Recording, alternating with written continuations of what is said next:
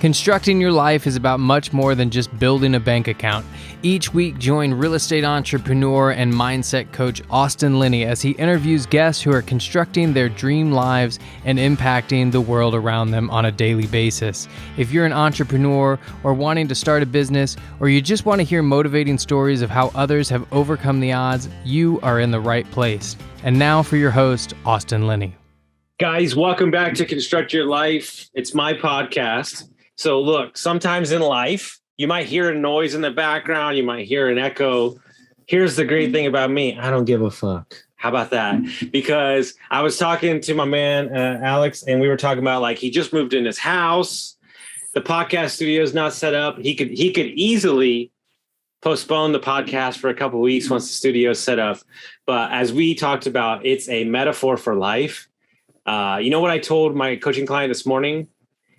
In moments of crisis, you will default to your standards and systems. That's interesting. Yeah. So meaning that you have the energy to show up as authentically you. So whatever that looks like, if you're in a suit, you're in no shoes, the studio's not, you're like, I'm just going to be me. I hope you like it. Yeah. And we're going to see what it is. My default is I'm a habitual undersell. So if you wanted me to show up in a suit at my best, I'm kind of like, no, I'm going to show up in flip flops just to make you kind of underestimate me a little bit. Well, okay. So I have a theory about entry points. So I believe that life is comprised of entry points. Okay. And what I mean by that is like, if you're taking the head coaching job after Phil Jackson, that shit's going to suck for you. So like, okay, if I come in as a consultant and you just had the Dalai Lama consult you, I'm probably going to look pretty shitty. But like, if your books are dog shit, your sales has no systems, you're lost. You know, I look like the king in 2 weeks when I come in and fix everything. Like it's quintessential. Like I wouldn't need to consult you if you were running a great business that was dialed in. Okay. So ultimately, I don't put myself. I make sure that the entry point in life is an opportunity. Like you said, we got to under deliver. No, right? So pardon me. We got to under promise and over deliver. And I think too many people do the other thing. Yeah. They're all posturing. They're like, look how great I am. Look how great I am. I'm like, you know what, dude, watch this. I'm average. I'm as average as they get. Right. I got a mohawk. I'm almost 40 years old. Right. I got this echo, got this crappy sound set up, but like, let's talk for a little while and you'll find out, what I'm about. Well, I think ultimately, and I think people find this out about you, and I found it out really quick. I think about 3 minutes in a conversation, you can tell the depth of smartness and knowledge, like really quickly with people. Yeah. Like you can almost poke into the quintessential ego of a what I call memorizing instead of actually owning. Yes. Dude, people don't have opinions. They have somebody else's opinions that they've memorized or that they've internalized, but it's not their opinion. And that's sort of a broad statement, but it's the same idea where it's like, even sometimes people, they don't know about who they are. They know who somebody else thinks they are, and they've sort of ran with it. It's kind of a broad statement, but yeah, like I'm much less concerned with people's initial visual, especially visual, sort of judgment about me, and therefore I usually use it against them. I'm like, look, that's why I grew my mohawk out. I'm like, look, I dare you not to take me seriously because I'm playing a very, very serious game. And if you're just like, oh, that, not to have with the mohawk, what's he doing? I'm like, all right. Does that stem from anywhere in your childhood, or is that just like something that you've cultivated over time? When I was younger, it was called teenage angst. Now I just call it angst. I don't know. That's so true. Dude, I'm a rebel through and through. Like I just can't help it. I'm a contrarian. I'm deeply disagreeable for no reason. It's just who I am. When I was younger, I thought it was just teenage angst. Now I'm like, oh, that's just who I am. Okay. And it's not for everybody, and I'm okay with that. And a lot of people, I think I provide usually a unique perspective on things. Are you basically, I think you have a little bit of what I have in me, is that there's a couple things I really rail against. is status quo, box, and not thinking for yourself. Boom. Like, we don't need yeah. to have a podcast. Austin, you just go do your thing, right? You just go do your thing. They can listen to you. You do not need me. That's yeah. Don't label me. Don't put me in a box. My friends do it with the Myers-Briggs. They're like, you're like this. I'm like, don't tell me how I am, even though they think it's super accurate. I don't want to hear it.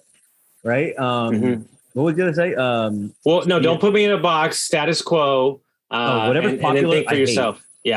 Yeah. Whatever's popular, I hate. I'm super contrarian. So like when the market's down, I'm gonna be like, all right, guys, the opportunity is abound. Now is the time. And like right now, when the market's been up for like the last 3 years, super hard. I've been like pulling back. Oh, dude, we were just talking about this on our other podcast with my company. The market does not mean jack shit to me. Like literally nothing. Your noise means nothing to me. We just put offers on the biggest amount of real estate I've ever done in my life. And I had a dream this morning that I'm going to get it. So I'm not even worried about it. And so like, they're like, why haven't you bought the last 2 years? I'm like, cause y'all were drunk on something. I don't know what was. Now I can actually have a proper representation of what the market exists upon. Yeah. Whenever it's popular, I'm like, I sort of, if I could say it in my most obnoxious, I'm like, I just sort of walk around with this assumption that everyone is idiots but me.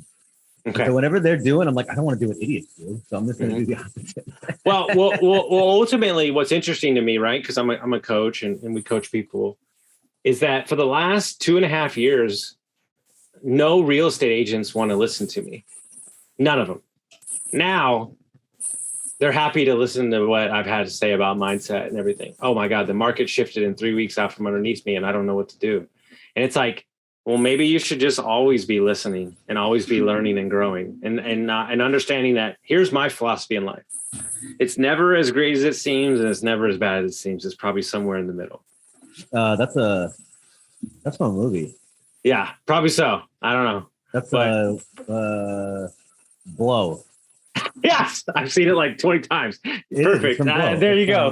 Ray Liotta. He says, he's like, when you're up, it never feels as good as it should, and when you're down, you never feel like you'll get out of it. Well, Stoic philosophy is really what kind of got me in that, because I think that I have similar qualities to you, and we're a little older in our days, so we've matured a little bit. But I would be borderline. It's not borderline, 100% manic. I'm either going 170 miles an hour or there's nothing. Like literally, I just refuse to like cooperate.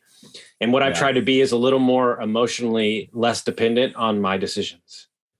Yeah, I'm very manic depressive. When I'm up, I'm an unstoppable threat to all competition. When I'm down, I mean, I might as well just stuff.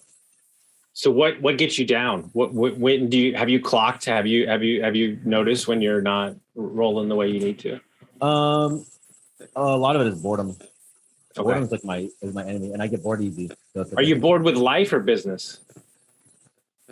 I would say almost all business. Life is exciting. What is it about it that bores you? Business is kind of a puzzle. Business is like, think about like buying houses, buying real estate. It's like a Rubik's Cube, right? When you look at that thing, you're like, how do you solve this thing? And then you tinker with it for a little while. And then like you get a couple of houses, you figure out the Rubik's Cube, and then you make some money. And so like some people are like, oh my God, I'll just repeat this and make all this money. And I'm like, I already solved the Rubik's Cube. A bigger one doesn't do anything for me. I need a whole different puzzle. It's why I transitioned out of 100% focus on real estate and moved over to business, because the Rubik's Cubes of people and leading human beings is way more appetizing and challenging to me. But it also comes with its own. Yeah, everything has challenges. I love people more than anything. I'm like an off the charts extrovert. That's the only box you can put me in. 100%. Like on that test you're talking about, like the extrovert scale, I'm a 99 percentile. Yeah. I love people. I could be around people all the time. I if I'm alone for 2 or 3 days in a row, then I start to get real miserable. I really like people. So, but you know, you ask like, we'll get bored of life of people, life of business. It's like, I get, you know, I can always find, or I always try to find new challenges. And as long as I can, you know, sort of dig in and and find a way to create value and do it in my own unique way, then I'm cool. When I have like a challenge on the horizon, I'm like, all right, I'm going to run towards this with ferocity. It's when like, the pipeline starts to empty. Yeah. Or, like real estate's been tough the last 3 years because I was like going on it hard, and then the market turned into a way that I really couldn't participate in the way I wanted to. And so you're like, okay, I sort of stagnated off a little bit, and it comes with highs and lows. I've been traveling now, so those are good. I got some big camera projects coming up, so that's really good. I got maybe a new podcast I'm going to launch. So, those are exciting challenges. The only frustrating thing really is, we live in this world where you need money, apparently, a little bit. You need some. And so not all the things that I want to do are short-term profitable. And so I'm like, dude, I know that if I sink my teeth into this thing in 3 years, it'll be worth a lot of money, but I have to dude, now you just entered my sweet spot. Okay, hit me. Oh my God. I can't harp on this fact enough. And guys, if you know me, you probably know who I'm talking about, but it doesn't matter because I'm not going to share names or anything. But I've been taking it on the teeth. Not nothing crazy, but not squeezing out what I could from a project, from a coaching and consulting project. And basically what it's evolved into is I'm now running the company and I have ownership, right? And this has been almost a 2-year odyssey to kind of get here, which I didn't see coming a couple months ago. But I think I just backed in to north of a couple $100 million easily in the next like 7 years, right? And so like, I'm not being, and it's not a fucking joke. I'm being dead fucking serious. And you can ask 10 people, right? Like they would say, correct, you are correct. But what I'm saying is that and by the way, just so we're very clear, when I needed the money, I needed it bad back then. And I hung on. If I play my cards right, this is a long-term play. Yeah. The sort of, I don't want to say advice because I'm not a coach by any means. I'm sort of figuring out, I'm just now starting to figure out life. I don't like advising people so much. I do prefer just personally to be like, hey, look, here's an example of things that I did that worked. You can take it or leave it. But like, I look at life and I go, okay, there's like a couple of problems you like really have to solve. One of them is like, the marriage problem. You got to find somebody that'll put up with you kind of forever. And you got to solve this money problem. And it looks different for other people. It's funny because you don't need that much money to be stable, but you need to like figure out a way to like sort of live cheap enough and make enough money on your terms that you can then go off and think what you're really good at, which might not be profitable for 7 years, but you need to be able to have the bandwidth and the mental space. It's like creating. When I get like my camera out and stuff, it's not just it's a whole different whip the camera out and make something magic. It's like it's a whole mindset. I gotta breathe. I gotta have some room. I gotta have some time to tinker with things. And so you can't do I shouldn't say this. Many people, it's hard to go off and find out what you're good at, what you're valuable at, how to monetize that, how to add it to the world, and then have it be and then like it's not gonna be ready by the time the bill is due, like the next month's bills. So you gotta like find a way to, I call it buy your freedom. Make enough money for passive income generally and live light enough that you can open up your life and say, okay, I'll live broke, but I'll do this thing I'm super passionate about. And in 3 to 5 years, then it all works out because then you'll have enough money you won't care, and you'll have this thing you really love. But it's easy to say, but it's not a very easy problem to solve. If I could go back and be 20 years old again, my philosophy is there's 3 buckets of cash. There's 3 buckets of money. There's the short-term bucket, which you live on lifestyle, is mainly to have predictable income that's coming in per month. But more importantly, what that allows you to do is make decisions in the other 2 buckets from a place of strength instead of scarcity. And I think my big issue with real estate investing, especially, is that 99% people are investing to get out of something instead of investing to enhance something. Yeah. Well, I let me make sure I know exactly. Let's make sure we're on the same page. Because what I see people do is they go like, I hate my job, and this real estate thing will save me. And I'm going to go give myself another job. Yeah. And they're like, well, I don't want to hire a property manager because it's expensive. And, I'm going to buy these deals with way too much debt and that are overpriced just because I got to get out of this. Because somebody said, dude, I'll tell you a real life story. I'll tell you a real fucking coaching client story. He literally met him he is in all the multifamily groups, and he's like, I've got to buy multifamily. I got to buy multifamily. Like, this is like literally the drum that's beating, right? Okay, wait for it. So in the span of 9 months of working together, he's put down the multifamily. He's the CEO of 2 companies, and he's about to step into $12 million worth of real estate. When he was told that he needed to go buy a $100,000 house. And so what I do every time we lock up a new property, I send them a message and I say, hey, you still want that $100,000 house? Because that's what it was beat into his brain, is that this is the only slice of freedom that you could ever get getting out of your W-2 is this.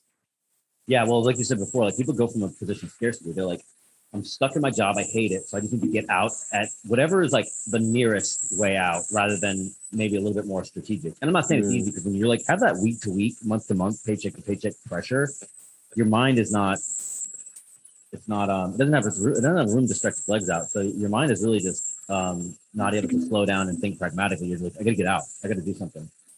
So dude, the money problem is not super hard. It's hard to fix fast, and it's hard to fix in a way that gives you freedom. It's easy to fix in a way that's like, dude, go work harder. You can make more money. Like making money, there's no shortage.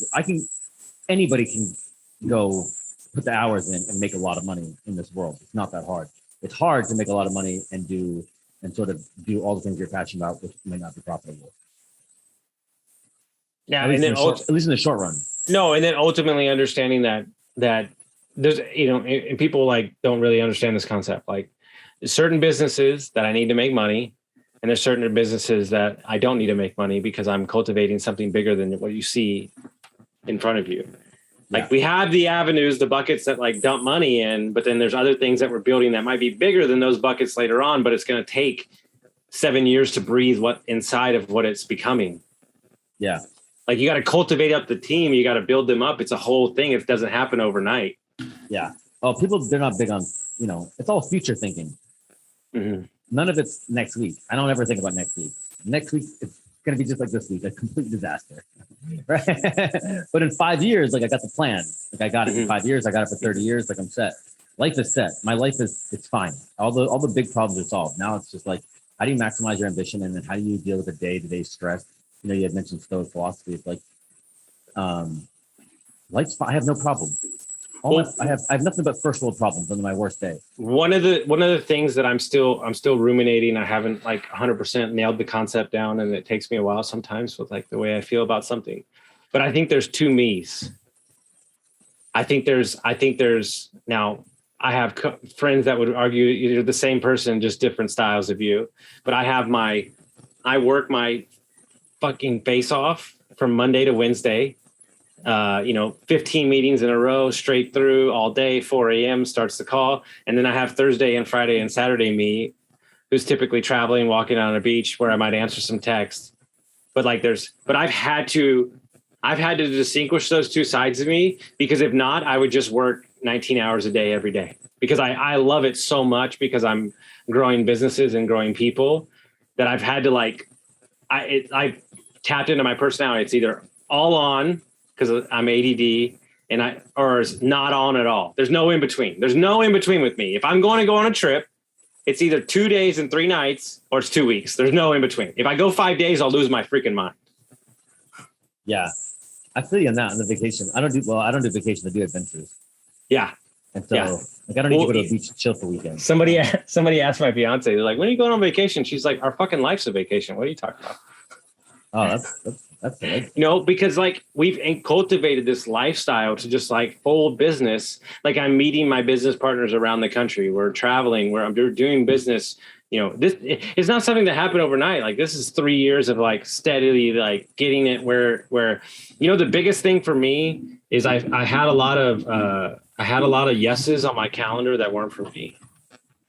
And the moment that I switch to fuck yes, everything's a fuck yes, and I'm not doing anything that's wasting my motion, it becomes so easy. Yeah, that's not been super easy for me, but it's not a big problem for me either. But I definitely, it's not hard for me to say no to people.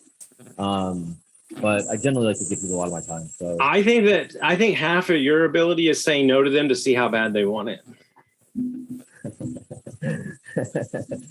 Yeah. They're earning the right to have the opportunity. You know what I tell my business partners every day? Today I'm going to go out and earn the right to still be your business partner today. Yeah. Yeah. Well, that's it's a similar about it. It's like the word earn it's not very popular these days. You know what word I want to stricken from the English language, and I'm convinced, and I will literally start a campaign. What's that? Deserve.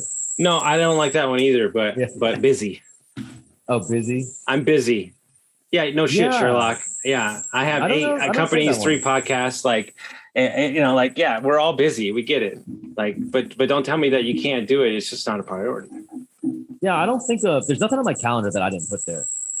Mm-hmm. Does that make sense? Like, there's nothing in my life that I didn't that I didn't put there. There's nothing that's like I have to do it because like I just don't understand that mindset. Like busy, like what do you like? It makes it sound like you're beholden to a schedule that you didn't create. But I guarantee you created it. So like you shouldn't think about it like it's busy. It's these are the things that I've either agreed or that I've committed to the responsibility of, or that that I don't have the courage to say no to or turn off. Say no. But none of them, but they're all choices. None of them busy. That's just I'm not guilty of that one, thankfully. So how does one begin to cultivate a situation where they can own their calendar? Like what have you seen? How did you get to that spot? Yeah, it's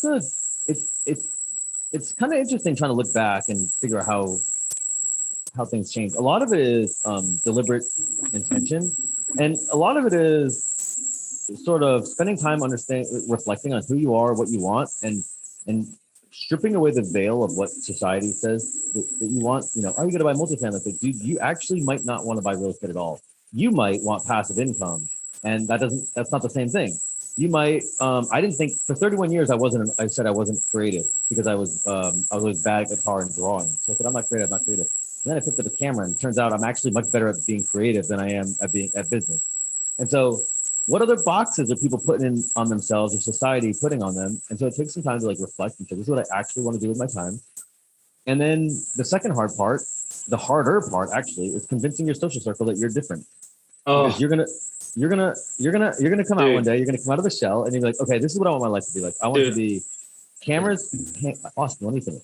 It's gonna be cameras. It's gonna be podcasts. It's gonna be travel with people. I want to do mini documentaries about people and tell stories on video. I want to do these things, and people go, but you're not creative. And I'm like, see, now we have to either have a really difficult conversation where you find out that I'm not who you thought you are, or you got to get out of my life. But like going out. Sorry, go ahead, please. You just unearthed something in my addiction. I realized that the box that I was living in fueled the addiction because I thought I had to show up as that person. Yeah. And it's like, and where I realized the hardest thing was when I changed and I'm not the drunk guy anymore, I lost most of my friends. Oh, you're a drinker? 20 years and a meth addict. I wasn't that bad. I was a drinker and I had to do the same thing. Yeah. When you're a drinker and everybody else is drinking, you're like, I'm just having fun. You don't know that you're a drinker. I mean, I don't mean to speak for you. I'm speaking for me. No, 100%. Here's the deal. Work all day, super tired. I knew what they wanted to see. I would drink a vodka Red Bull, multiple ones, and I'd black out because I wanted the energy. And then I realized that I was just living in this fucking box for everybody because I was the fun guy. Yeah, and it's fun, and you're an extrovert. Mm-hmm. And so you're like, that's how extrovert, and sales. You're probably in sales. It's stage, baby. Yeah, heck yes. And so it's great. And then you're like, wait, it's not actually great. And it's not on my terms. It's on their terms. And so now I'm probably more fun because I'm not blacked out obnoxious. And I get to do it more than one night in a row. And it doesn't cost as much. And, it's better for everybody. But, that extrapolated, like people who, like family is one that doesn't, I don't live near my family, so it's not that hard to break out of what they think. But if you have family that's close by, it's like it's hard to go. The problem is that you want to change, but the people around you, they're not changing. And so then you wake up and you go see them today and you're one way, and then you have an epiphany and you want to change. Then the next day you're like, I'm going to be different now. And they're like, they're not going to treat you any differently, think of you any differently. They're just they're going to think you're the same. And so you can't change when everybody's treating you the old way. It has to be, it's sort of like this book, Anna Karenina by Leo Tolstoy, which it's just changed my life. Fascinating. And it's basically like, first you lie to yourself, then you lie to your social circle, and then they tell you that lie back. But by the time they tell it back to you, it's true. So let me give an example. In that book, the example is a woman's in a relationship that's whatever. I don't know if it's good or bad. You never find out. She says it's bad to her friend. First she tells herself, this relationship sucks. Then she tells her friends, this relationship sucks. And then her friends say, you should get out of that relationship. It sucks. And she goes, you're right. Because now it's true.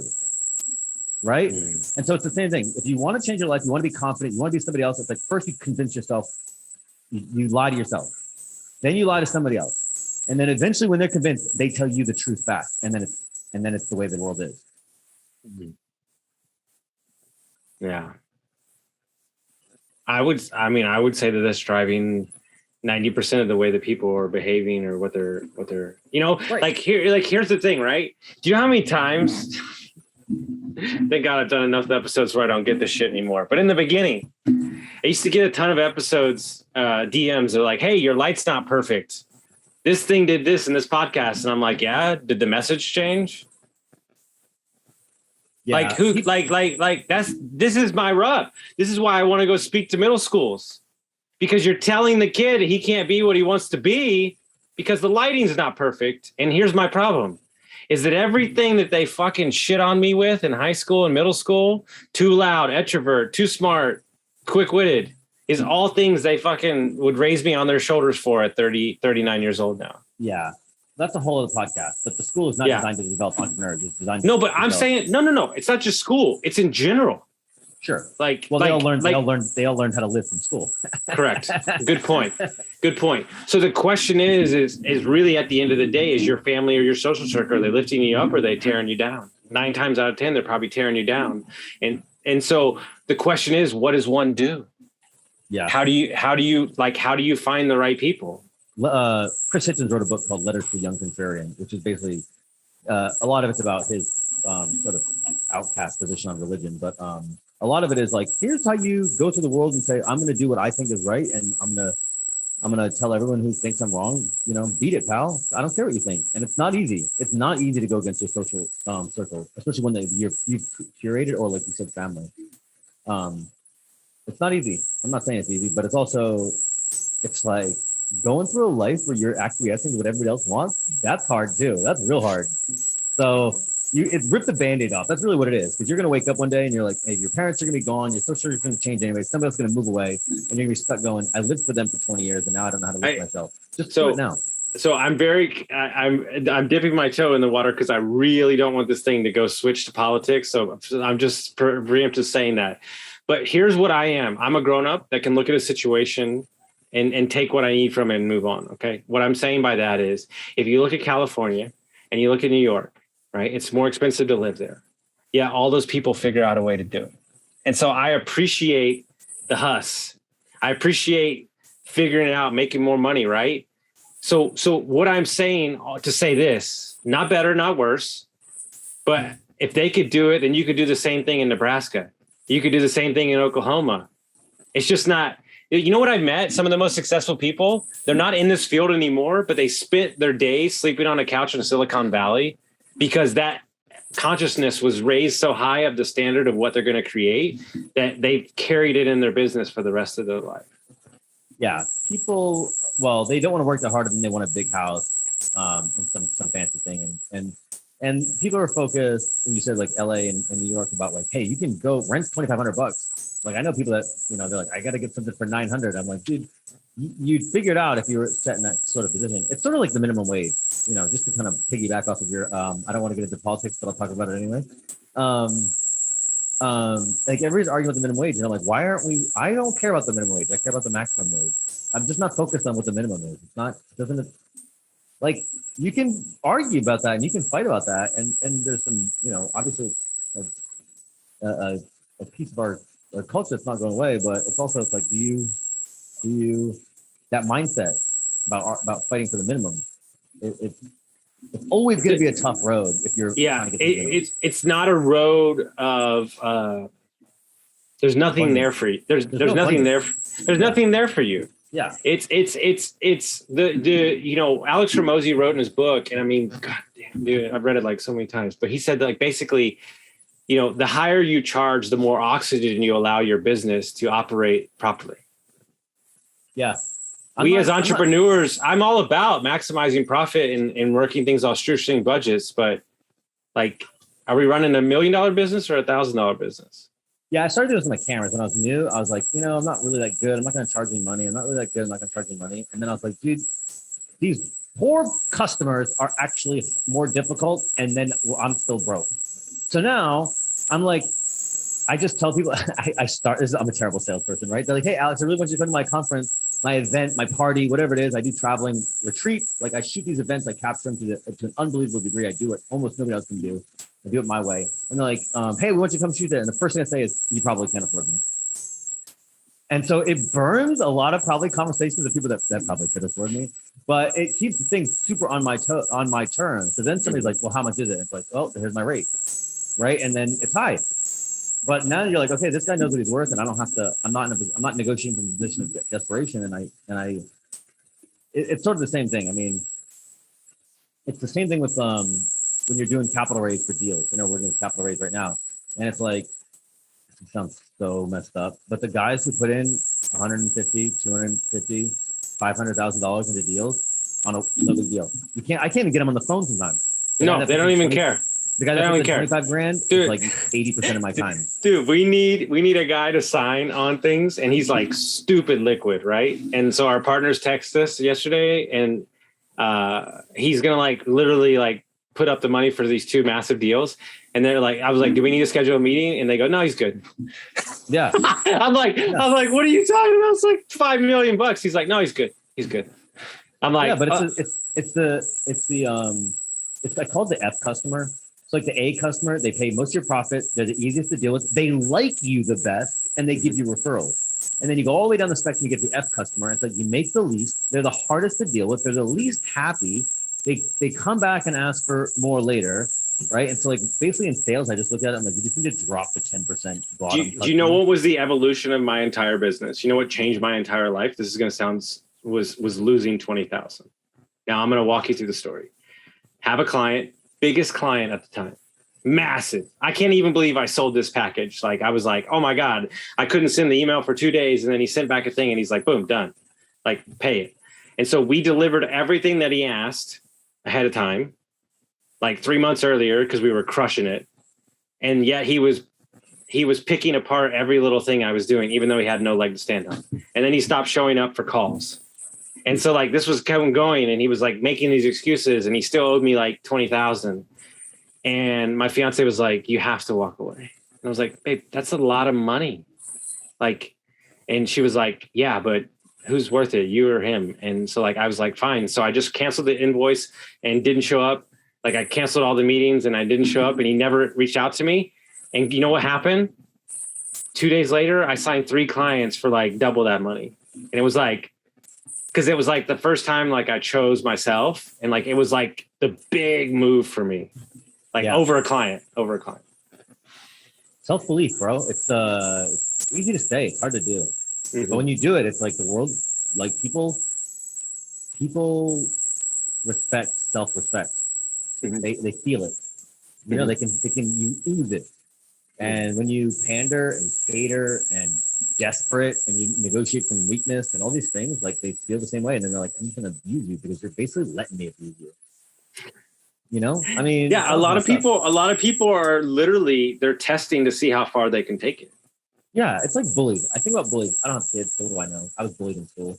Now people sometimes call me a bully because I'm a little kind of, mm-hmm. You know, I'm a little obnoxious. But I look at it, I'm like, dude, you know, I was bullied as a kid, so I know it's like half of the bullying is, I'm so sorry to say this, I'll get flack for this. Half of it is like, it takes two, right? There are like legitimate kids and people with malice that are just going around bulldozing people, but a lot of it is like somebody's giving up power. I mean, somebody's going to take it if you're giving it up. That's just the way it's human nature. And so you just have to think about, like, if you are in a position where, well, you just want everybody to get along, you don't want to have any of this conflict. It's like, I feel you, but you're going to get bullied. Did you make money in the conflict, man? Sun Tzu. I didn't even know that, but yes. Yeah, like, it's just like I'm CEO of this company, and like we're getting, it's not even my doing. This was before me, but we're getting sued right now, and it's like literally useless. Like, it's a bullshit. He has no leg to stand on. It cracks me up, right? And so at first I was like kind of taken aback, and I was like, you know what? Sounds great. I've never been sued before. Let's go through the experience and see how cool it'll be, right? And here's what he doesn't know is that I'm smarter than he is. And here's how I know that. The contract is worded where we only can cancel on one day, right? Well, let me ask you a question. How backed up are the court systems right now? Right? They're really backed up, right? So I said, okay, sounds great. You're titled to it. I said, sue us. I'd love to see you in court, and I'd like to go ahead and preemptively cancel our contract for next year. And he goes, well, I mean, you can't do that. We got to go to court first. I said, no. So like, once I cancel the contract and that day passes, then you don't have anything to sue us on, and you just screwed yourself. And so it's like, okay, dude, thanks. And so instead of that, we can emotionally get very excited about it. And like, how can we make you better? And I realized that this guy had an app. Sorry, that's why I'm not saying any names. This guy had an app that failed. He's probably feeling shitty about himself. And he decided that he's trying to weasel his way into some stuff. And that's not a good move for you. Yeah. I got, it's negotiated desperation. It doesn't work, or very rarely. Or, like you said, you kind of weasel, you turn to a weasel, which it's fine. There's weasels out there. But what I said a minute ago, people respect self-respect. Weasels, it's not a position of internal power. It's not, you know what I mean? It's like, somebody said once, I worked in the car dealership, and the guy said there's wholesalers in the car dealership too, right? Not like in houses. It's like the house sales people. Wholesalers. And this is long before I knew about real estate, and I was screwing around with these wholesalers, and the general manager is like, dude, I don't care if they're happy, I don't care if they're sad, you're selling trade-ins to the basically bottom feeders. You can treat them however you want. They're trying to make the smallest margin, and so they're trying to make the smallest margin in this process. And like, I guess it's sort of like you're not trying to sell. When you're trying to get like the scraps of somebody else's success or somebody's leftovers and stuff, there's a business in everything. I'm not trying to downgrade the entrepreneur. I just mean, it's like you want to do these things from a position of power, and it comes from self-respect. And I just got sued myself, actually, very small interaction with a tenant who solved it. So it's wasn't a real lawsuit or anything, but it's the same thing. It's like somebody came in, they didn't do things right? And they just tried to weasel their way through like this really small margin of leftover stuff that, I'm not fighting over this. Are you serious? Like, we won and it was fine, but I have a rule in life. What can I tell you to go away so I can get back to what I was doing, or what can I pay you to get out of my face? Is that this old joke? You don't pay a prostitute for sex, you pay a prostitute to leave. I don't know. I do not. I got Austin to feel uncomfortable on his own show. I win. No comment. I win. No comment. Fair enough, you do. But that being said, because you're fighting over something that at the end of the day doesn't mean anything to me down the road. Yeah. I always have a longer vision, and you're sitting here and you're like, I always ask my clients all the time, is this the hill you want to die on? Dude, my property manager, he's like, let's fight all these tenants this money and I'm recouping. I'm like, just move on and get somebody else. I don't care. Just think about dude, you and I think super long term. And people that think like, when you think week to week or day to day, like you're missing big picture stuff. Now look, I'll say this, it takes all types, right? It's a relative benefit. It's not an absolute benefit, but thinking long term gets you out of all of the days, like the day-to-day trap. Do you know how you buy $100 million worth of real estate? You buy a lot. Like, I think the greatest thing that I've ever done for myself is 100% remove myself from the attachment of what that property is going to do for me. And because it's just a thing where if this one doesn't work out, we're going to do the next one. We're going to find the next one. Dude, my whole life, my whole 20s, my addiction was all scarcity. I'm not good enough thinking. And the moment that I took extreme ownership and went abundance, my whole life changed. Yeah, that's interesting. Part of my drinking was FOMO. I was like, I don't want to miss the night. They're gonna have a great night without me, as if it's the last Friday night or Saturday night that exists. And then I never thought about it that way. Or I never really connected that really. But yeah, it was scarcity mindset. And I'm like, dude, there's a million bars that I don't want to be at. Like, it's fine. Well, and not only that, the bigger issue they don't tell you is you cannot physically create stuff from scarcity. It doesn't exist. It's survival mode. So until you're like literally in our business plan, we set up a year and 6 months to go make enough cash in our businesses. So then we can enter the next phase of our business from 100% strength and not needing anything, because we want to make sure that we make the right decision. Their entire thing that we're doing in our company with all the CEOs and all my business partners is protecting the decision. I know what decisions are allowed to be made from a place of emotional lacking or tired or not eating properly. That's a good point. Yeah. Scarcity mindset is brutal, desperation, all these things you talk about.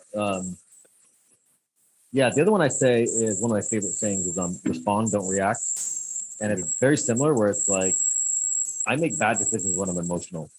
Mm-hmm. I get hot, I get mouthy, right? Like I'm a very good communicator in general. Mm-hmm.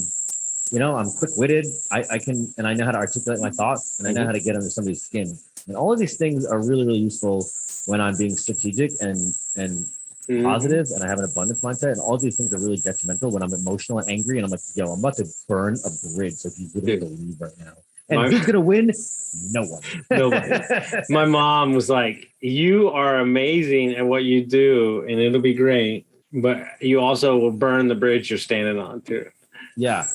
You got to burn bridges sometimes. To go back to like our first conversation, we talked about like you had to burn bridges with your friends. I had to burn some bridges with my friends. You sort of have to. Nietzsche has that great quote. There's freedom in that.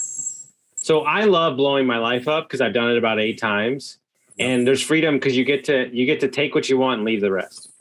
Yeah, Nietzsche says, "How can you become new if you have not first become ashes?" And I love that. I love being reborn. I'm sort of going through it now. Moved to Charlotte. Got some big opportunities on the horizon. The house is a wreck now, but it's really cool. You watch in 6 weeks. I'm gonna send you a picture. But check out this place now. And I love it. I think people should. I think my mom and dad are moving for the very first time in their life this week. Okay. And they're like, it's so scary, but now they're like really excited. I'm like, dude, you waited till you're 66.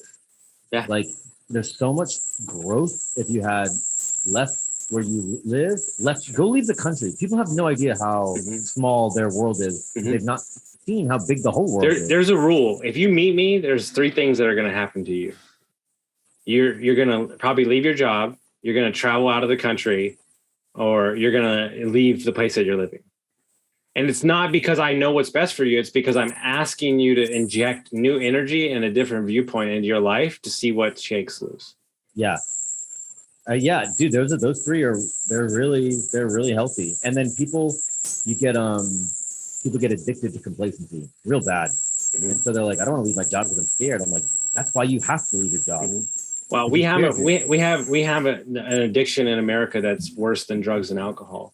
It's having to know the answer within 2.5 seconds. Yeah. Like, hey, you know what they do with us all the time? It's like our favorite thing, because I just roll my eyes. We got engaged. When you get married? Well, we're not having a wedding. What do you mean you're not having a wedding? We don't care. Well, hold on. Where do you live? Where do I send mail? Oh, we don't have an address. No, I don't. Is that a problem for you? Dude, here's a true story. You wouldn't believe me if I told you. I have people DM me, not so much anymore, but I have people DM me all the time and ask me, are you okay? You're traveling a lot. Is everything all right? And I'm like, what the fuck are you talking about? Does this concern you that I'm happy injecting love and positivity into the universe and supporting people? Is that a problem for you that I'm living my life? They think you're projecting. Yeah, I don't understand. And what I realized, so here's an even truer truth. And I'll be honest with you, super scary. So I had 3 guys that are really big motherfuckers, like big, like 6'6", fucking aggressive, very good at business, who couldn't get sober. And I was so sober and happy that they tried to fight me because they were so unhappy with themselves that they couldn't get sober, that I represented everything that they couldn't do, and it fucking tore them up inside. Yeah. And I projected that on me. I projected that on me until I worked through myself enough to realize that had nothing to do with me. Yeah. There's a lot of that. Like people tear other people down out of jealousy. Mm-hmm. Again, not an abundance mindset. 100%. Keep harping on the same thing. Yeah. Yeah. It's, yeah, life's an interesting journey. All these like really, I found over the last 2-3 years specifically of doing like real estate investor podcasts and entrepreneur stuff and that. I'm like, dude, actually the money problem is kind of easy to solve. It takes some time depending on how you want to do it and how ambitious and how hard you work. It takes a little time, but it's not that hard to solve. It's sort of like the Rubik's Cube. It's like, dude, tinker with it. You're going to figure it out. It's not that hard. But then you're left with like all these other problems that are not solvable by money and aren't talked about as much. Sure. And aren't simple. There's like, you know, it's like every religion and every philosophy is trying to solve these kind of difficult to define even problems, and of which they're varied and gray. And there's a me for myself and there's a me for my mission. Yeah. And trying to marry the two and meet them is kind of hard sometimes. Like, meaning like my biggest issue is presence. Is it? Like I can be present right now, but like I'm talking to 17 people at the exact same time, dealing with 17 different things. So it's like, you know, like, so like, it's like, but I love it though. Like, I'm so happy that I'm doing it because like, I was so not living in my truth for so much of my life that I'm just so happy to be feeling this good and have these opportunities. But I have a hard stop at 50 with me. Like I told myself, like the next 11 years is for you to create as much as you humanly fucking possible. And then after that, you're just going to teach and you're going to disappear for time. And we still travel a bunch. That's like only 50 though. How long are you going to live? Probably like the next 50 years of my life is going to be, I'm still going to work like it's stuff, but it's just not going to be at the capacity that I'm operating where I'm driving the train right now. It'll be in a different kind of role. Like, you know what I want to do? Odd thing. And I said it the other day and I really want to do it now. So I used to be a chef, like I used to cook and all that stuff and I love it. I want to be 3 days a week. I want to be the 12 o'clock to 8 o'clock, 12 o'clock at night to 8 in the morning chef at Waffle House. And I want to write a book about everybody that I talk to and meet. I think it would be the most interesting kaleidoscope of human stories and emotions that you ever read in your entire life. I think you're going to get into a drunk fight with somebody on week 3 and quit. 100%. Agreed. Yeah. No, that's an interesting, dude. I love that just because like, it's just so out there, you know? Well, I mean, think about it this way. I was talking to a guy the other day. It's one of the most successful people I ever met. And he was like, literally sold his company for like millions and millions of dollars. And you know what he went and did? He was a caddy at a golf course for like 6 months. And it takes an extraordinary amount of humility. Like it takes an extraordinary amount of confidence to go do something like that, because that's when you know you're like, I'm doing this because I want to. I don't care what other people think about me. And that to me is like it's so strong. And you know what was crazy? This is so hilarious. He tells this story. He sold his company to Coach for like so much money. He hasn't worked in forever, but he was caddying, and what he did to sell his company forever, he was caddying with 2 guys that were in his sector. And he's like, the whole day they're golfing and talking about this problem they can't fix. And all of a sudden he's like, so if you do this and you change that and blah, blah, blah. And they both turn around and they go, who the fuck are you? Who the fuck are you? And he wound up going to work for them. Dude, yeah. Once you're in sync with the universe, shit lines up so much better. No, but that was you said it perfectly. The humility to understand that this wasn't a box he was putting himself in. This is something that he wanted to do for himself. There's power in that. There's ownership in that. So one of my daydreams, I'm sort of actually making some progress on it. Is so I'm a photographer by what do you call it? Hobby, passion. I have a little company, right? But it's definitely like it's my superpower, being around people, being able to capture people, and it's just what I do. And I want to shoot. I think the dream would be to shoot a presidential campaign, to like follow around. Now, if I can't get the president, anybody who's listening to this podcast, I know a lot of ambitious people are listening to your podcast. Anybody who's in like Senate, Congress, even state government, governorships, like hit me up. I'll follow you around for an election cycle or something, and I'd love to cover that. And I don't know if that'll happen. I don't think there's probably any money in it, but that's the same kind of thing where you're like, dude, I don't care what you think about me, or you don't know. Like most people that haven't heard the name Peter Souza, he's a famous photographer who's covered Obama, and like he was just an unbelievable photographer. And I'm like, dude, I want to do that. Just walk around and make this guy look cool all day, like for social. Like I think what's interesting is like pictures tell a story deeper than the picture. And one of the things, when I got divorced and I got sober, I made a promise to myself that I would chase as many sunsets and sunrises as possible. And what you realize about sunrises is the actual sunrise is not the beauty, it's the 30 minutes before. Yeah. When you chase enough, it's like, and not only that, you need the clouds to project the right lighting to illuminate the sky. So think about that in the context of life. Yeah. The actual sunrise, the party, the clear skies is not what you need. It's 30 minutes before, with the cloud, with the confusion, creates the beautiful. Yeah, as a photographer, I chase sunrise and sunsets all the time. So I'm with you 100%. Yeah, and clouds for sure. The clear blue sky is not what I want. I want. Do you want to know drama? What my fiance taught me more than anything? She taught me that rainy days are still amazing. No, they're not. She's on. No, I'm being dead serious. No, I'm only saying that to rainy say days. Austin. No. I only say this to say this. I used to be depressed during rainy days. Like I was only on if the sun was out and everything was good. Yeah, and like I realized that was part of my manic behavior. It's also part of your vitamin D. Probably you're like, I'm just not getting the energy. Well, I could definitely never live in Seattle for sure. I made a promise to myself that will never happen. But I love a good sun. But ultimately, what I'm saying is that ultimately there is good and bad. It doesn't have to be perfect. And like California is amazing, and sometimes it shows out really great. But then you have all the ridiculousness behind it, right? Like literally when I'm in San Diego, sometimes I'm thinking to myself, like, this is not real. Like you're on the scooter, you're in Mission Beach, it's 65 degrees, the sun's out, everybody's happy and smiling. And you go, this can't be real. This is like a freaking movie, And because we travel so much, you just meet so many different personalities and different environments and so many things. It's really an interesting experiment. Where do you live now? Nowhere, in the RV that I'm talking to you in. So right now we're in Oceanside, California. Oh, good for you. I love that. And then we'll be in Tahoe next, Montana, Seattle, Washington, Oregon, Idaho. When are we going to meet in person? Well, I'll be back on the East Coast. I'll be rolling through Charlotte September.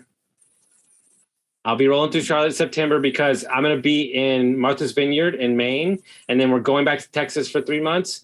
So I'll be in Charlotte. Text me because I might be going to Maui in early September. Okay, cool. I will. But I'd love to make it in person. For 100%. So if people want to find out about you, they want to follow your journey, they want to hear you talk crap to people, how would they do that? If you want to follow my journey, I have a blog called brokeisachoice.com. that I've been blogging on for a few years. If you want to see my photos, you can go to lifeandlens.media.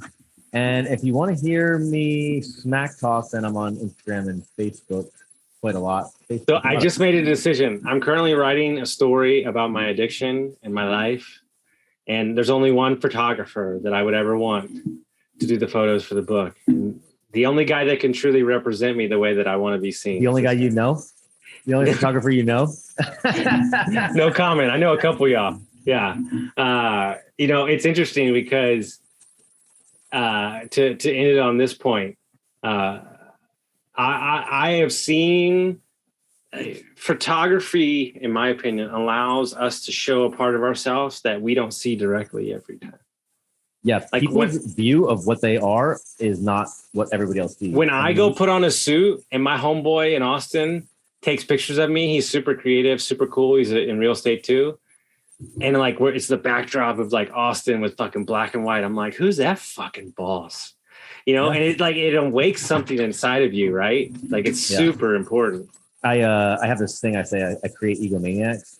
And it's like this idea where you're hanging out, you're doing your thing, and then I snap a picture of you that you don't even know you look that good.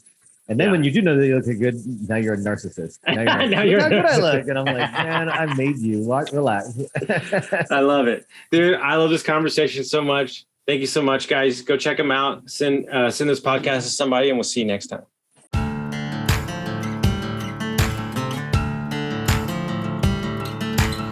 Thank you for listening to Construct Your Life with Austin Linney. If you enjoyed this episode, be sure to rate, review, subscribe, and pay it forward by sharing with a friend. Most importantly, take this opportunity to start constructing your life by taking immediate action on what you learned. For show notes, resources, and more information on one-on-one coaching with Austin, visit constructyourlifepodcast.com.